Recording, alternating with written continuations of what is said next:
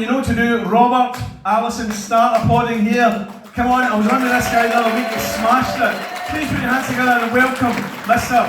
Chris Wright.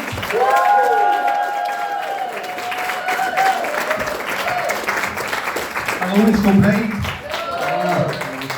A lot of folks say you can tell a lot about somebody's personality by their outfit, so as you can tell, I'm extremely fucking tight. As you just heard, my name's Chris, and I'm a one-liner comedian. And normally, I would always start my set with a really long story about how TV quiz shows make me depressed, but these days I just cut to the chase. I consider myself a little bit of a geek, to be honest. In fact, I'm so much of a geek that my favourite sex position is reverse engineering. I wanted to find out recently whether or not I was a sex addict, so I stuck it into Google.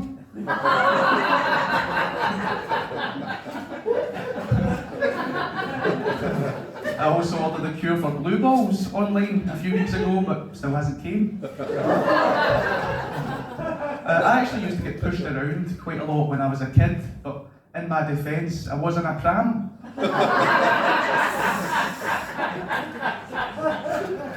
I actually spent my entire childhood in poverty, or some people just call it drum chapel. Now, if there's anyone here who's never actually been to drum chapel, right, first of all, congratulations. But honestly, it's the only place I've ever been my entire life where there's less teeth than people.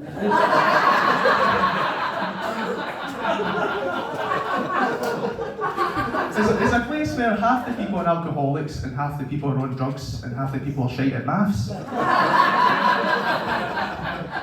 But the drum chapel weather, it always reminds me of Netflix, to be honest, because no matter what we're doing each day, we still manage to squeeze at least 2 seasons in.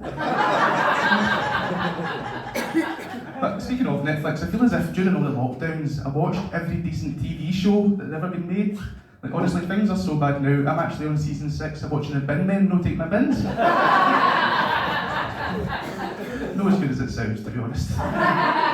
And you might not like this next one, right? But in my opinion, life itself is just like a TV series, because we all spend years waiting for the good bits to happen, just to realise we've already peaked.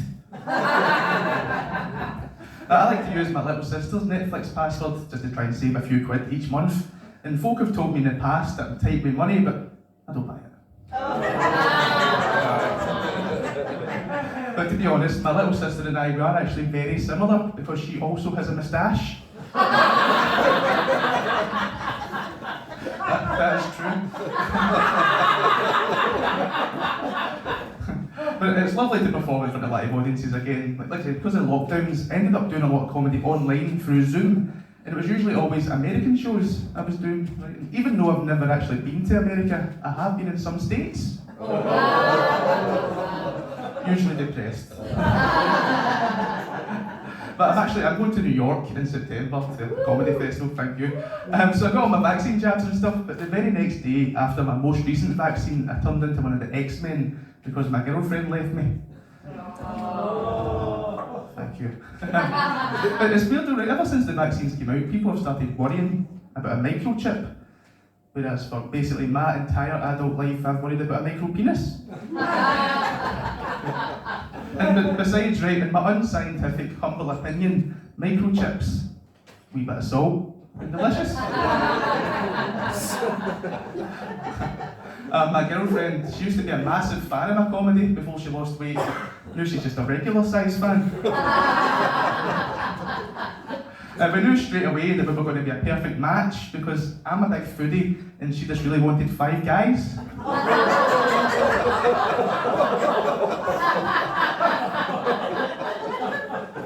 She's quite a big-chested woman, my girlfriend, and ever since I was a young man, I loved big boobs.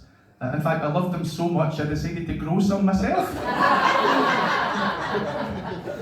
2 of my ex-girlfriends actually went straight into lesbian relationships after we broke up. And I used to be quite arrogant, right, and think, maybe they just couldn't find another guy like me. Exactly.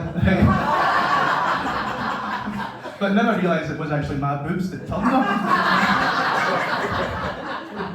My girlfriend, she gets quite jealous sometimes when I'm doing comedy because it's the only time I promise somebody 10 minutes and actually last the full 10 minutes.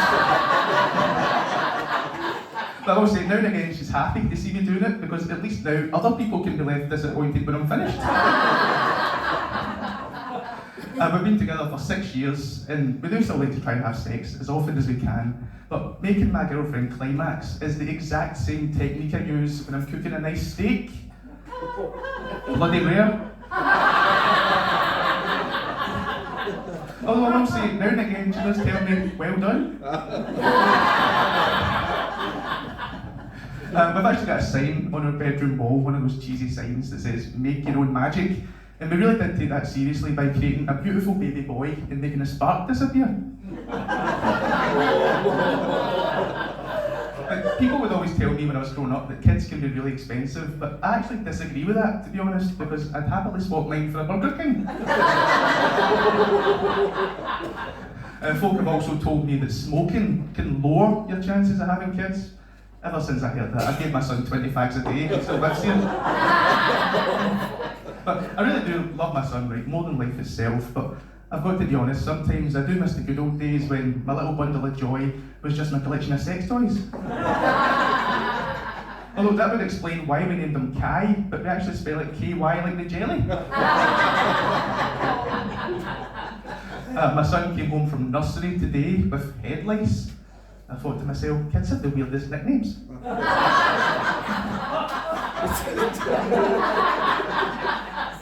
But my son is actually free today. Thank you. Only to a good home.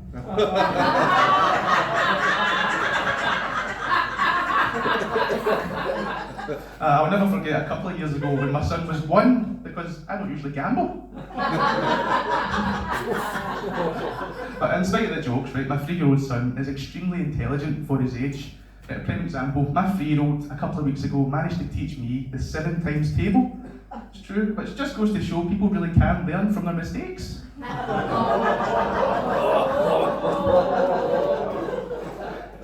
Thank you. A really good friend of mine actually lost a ton of weight recently, ever since he became vegan, whereas I look like I've eaten a vegan. Honestly, I've not been doing comedy for that long, but my only dream at the moment is that one day my jokes will be as tight as these trousers. I've put so much weight on recently that my new favourite cuss word is custard. Honestly, it gets so bad sometimes I can get out of breath just from jogging my memory.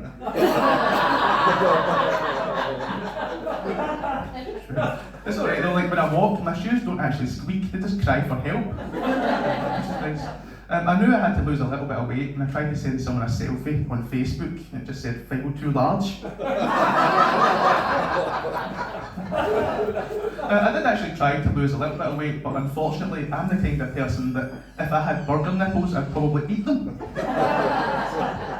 But I don't mind though, right? When I was a teenager, when I wanted to grow up one day to be a famous rapper, then look at me now, big and puffy. That's probably why I find it quite ironic that on the box at every single frozen ready meal I've ever eaten, it's always said prick with a fork.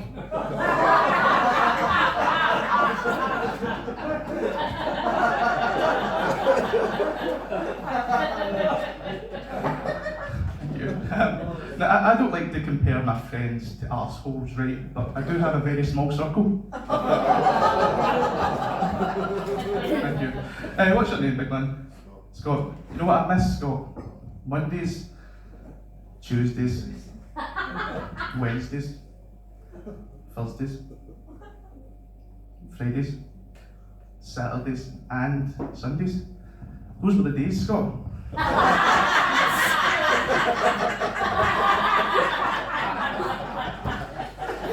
Yesterday was the start of NHS Nurse Awareness Week.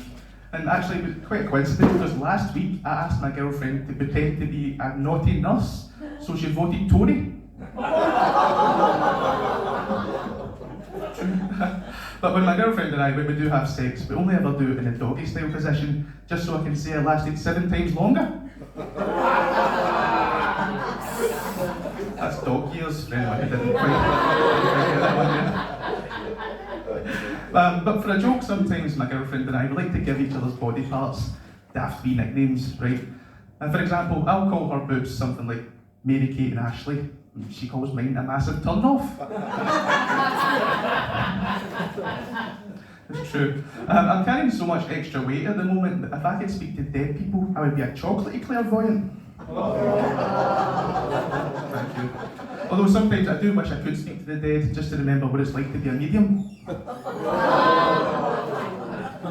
I always told my granny that one day I was going to excel at something. I just didn't think it would be my clothing size. But I'll end on this, right? I like to describe myself like COVID. Like, occasionally it can be quite fun to joke about, but you really don't want me inside you.